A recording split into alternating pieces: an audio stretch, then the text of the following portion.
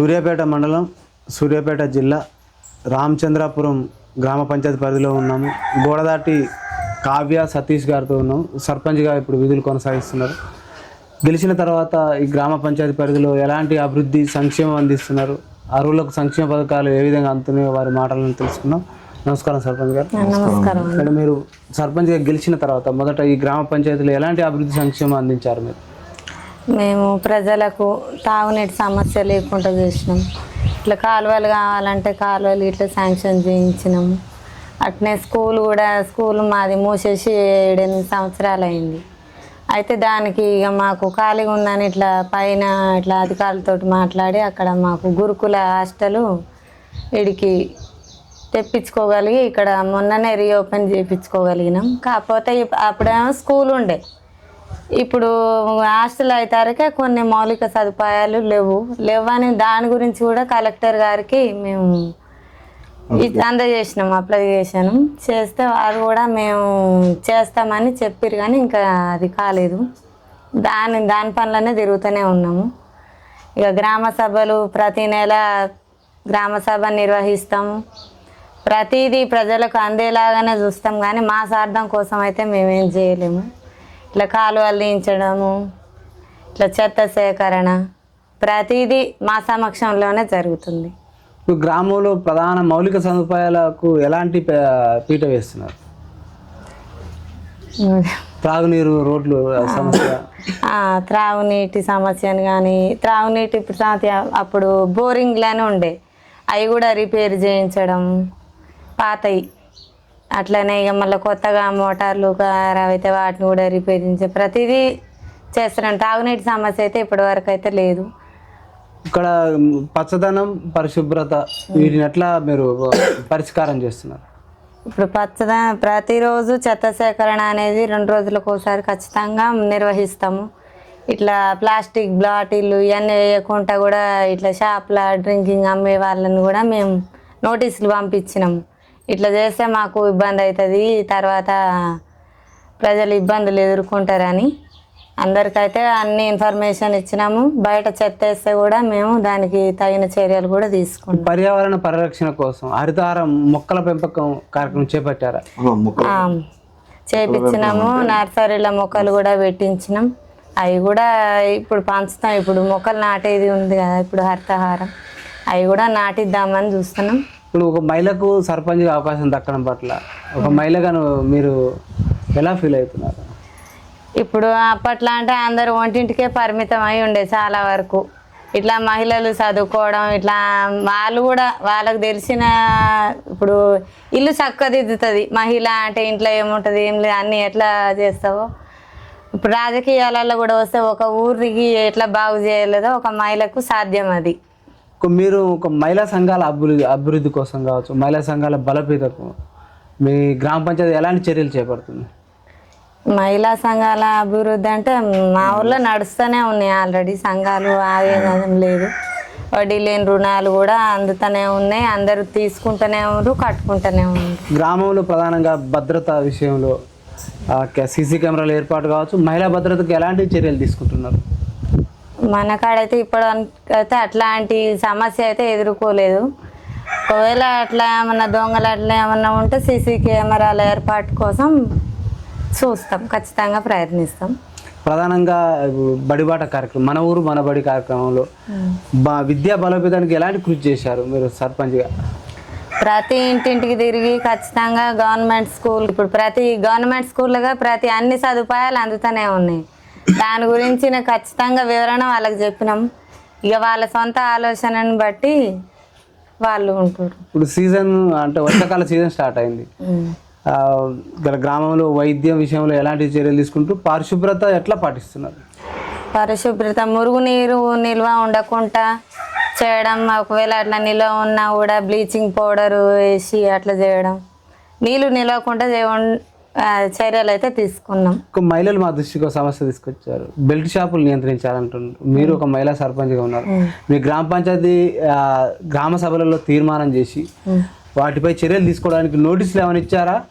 మీరు ఎలాంటి చర్యలు తీసుకోబోతున్నారు? ఈ బెల్ట్ షాప్ మహిళలు ప్రధానంగా డిమాండ్ చేస్తున్నారు. మహిళలు చేస్తారు కానీ ప్రధానంగా అంటే ఇక్కడ ఊర్లో అయితే ఆ సమస్య అయితే లేదు, చాలా వరకు అయితే లేదు. బెల్ట్ సమస్య కూడా ఖచ్చితంగా అది మాత్రం ఉంటే మాత్రం దాన్ని నిరోధిస్తాం ఖచ్చితంగా దాన్ని. ఇంకా ఉపాధి కల్పన విషయంలో కావచ్చు, యువతి యువకులు చదువుకునే లైబ్రరీ విషయంలో కావచ్చు, ఎమ్మెల్యే గారి సహకారం ఎలా ఉంది, మీరు ఎలాంటి చర్యలు చేపడుతున్నారు?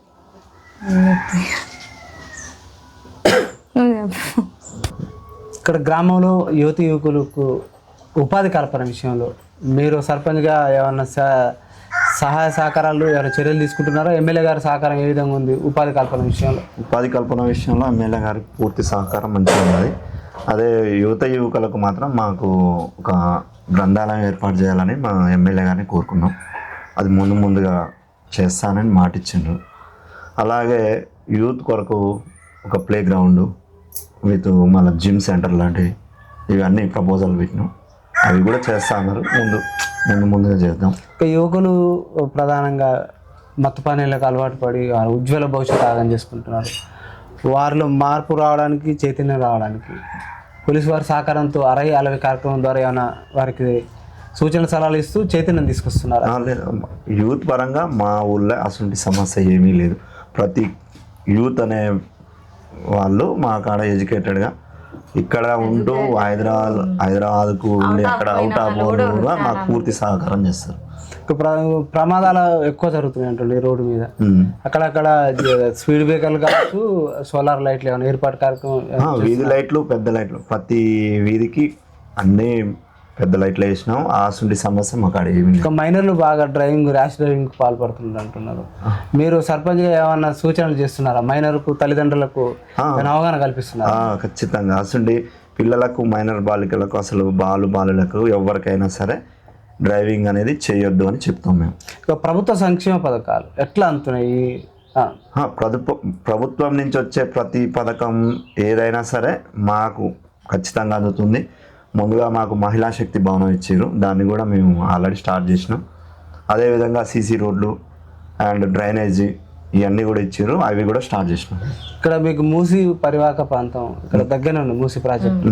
ఇక్కడ ఉన్న యువతకు కావచ్చు, ప్రజలకు ఉపాధి అవకాశాల విషయాల్లో కావచ్చు, ఇక్కడ దీని పర్యాటక కేంద్రం కూడా చేపట్టాలంటున్నారు. అవునండి, దీన్ని చేపట్టే అవకాశం ఏమన్నట ఎమ్మెల్యే గారి సహకారంతో? ఎమ్మెల్యే గారి సహకారంతో ముందుగా అప్పుడు ప్రభుత్వం ఉన్నప్పుడు ఆయన కూడా చేసిండు, ఇప్పుడు ప్రభుత్వం ఉన్నప్పుడు కూడా వీళ్ళు కూడా చేస్తూనే ఉన్నారు.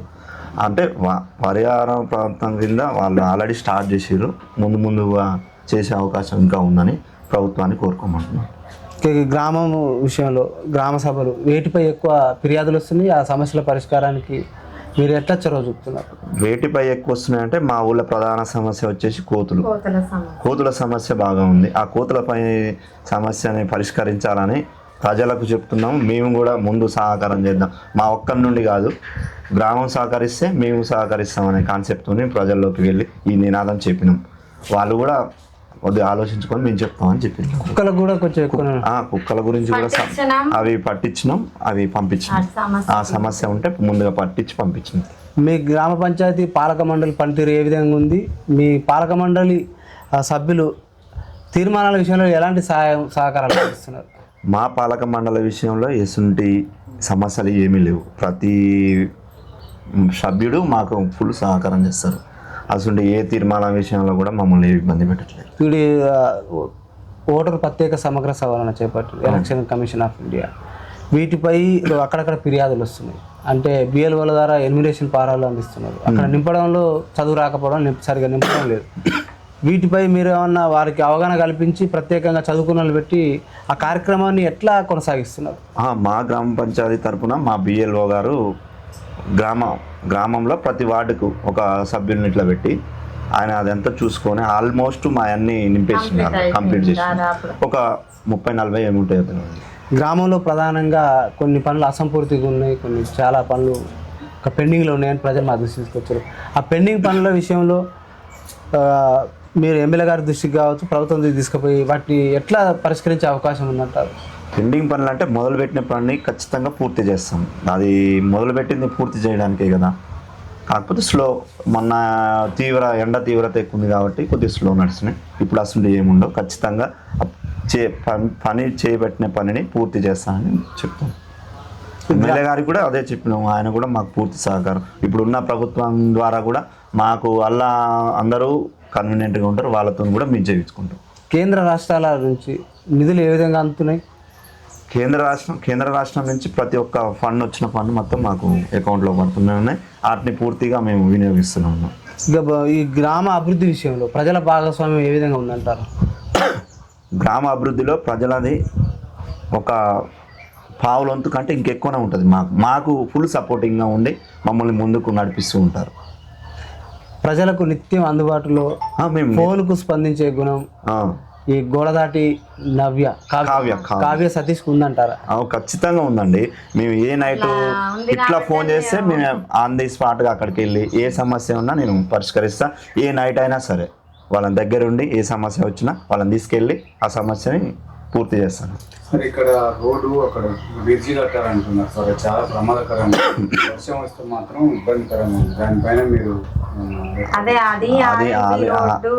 అది మేము చాలాసార్లు ఇస్తే అది ఆర్ఎన్బి రోడ్డు కింద అది ఆ బ్రిడ్జ్ అనేది శాంక్షన్ అయింది. అది గత ప్రభుత్వంలో శాంక్షన్ అయింది. ఆ ప్రభుత్వంలో శాంక్షన్ అయినాక పనులు మొదలు పెట్టే ముందే మళ్ళీ ఎన్నికల కోడ్ పడ్డది.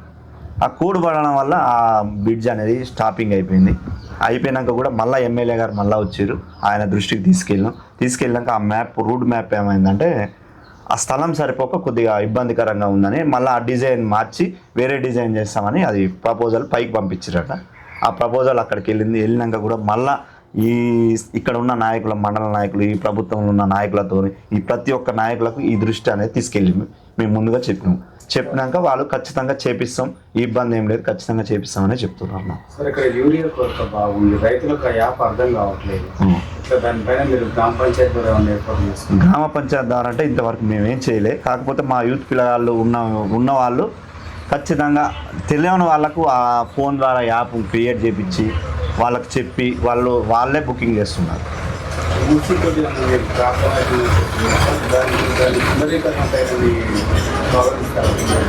మూసి ప్రాజెక్టు సుందరీకరణకు మా గ్రామాల్లో ఖచ్చితంగా కోరుకుంటాం. ఎందుకంటే అది దగ్గర ఉన్నది, మనకు ఉన్నది కాబట్టి. అది సుందరీకరణ అయితే ప్రజలు వస్తుంటారు, పోతుంటారు. వచ్చినప్పుడు వాళ్ళు పలానా గ్రామ పంచాయతీలు ఇట్లా ఉన్నాయి అని వాళ్ళేగా తెలియజెప్పడానికి, దానికి ఖచ్చితంగా మేము పోరాడతాం, చేపిస్తాం. మీరు ఎలక్షన్ల ముందు ఇచ్చిన హామీలు ఏవైతే ప్రజలకు ఇచ్చారో వాటిని ఫుల్ఫిల్ చేసే అవకాశం మీకు దక్కింది ఒక సర్పంచ్గా? మీరు చేసే అవకాశం ఉందా? ఎంత మేరకు చేస్తా? 100% చేస్తా. నేను నేను ఒప్పుకున్న దాంట్లో ఆల్రెడీ ఒక 3-4 కంప్లీట్ చేసినాం. ఇంకా ఉన్నట్టు ఖచ్చితంగా ఫుల్ఫిల్ చేస్తానని ప్రజలకు హామీ ఇస్తున్నాను. గత సర్పంచుల కంటే భిన్నంగా మీ దగ్గర విజన్ ఏముంది? మీరు ఎలా ఈ గ్రామ పంచాయతీ రోల్ మోడల్గా తీర్చిదిద్దబోతున్నారు? గత సర్పంచులు వాళ్ళు హైదరాబాద్ అక్కడ ఉండి వచ్చేటోళ్ళు, ఊళ్ళో ఉండకపోయేది.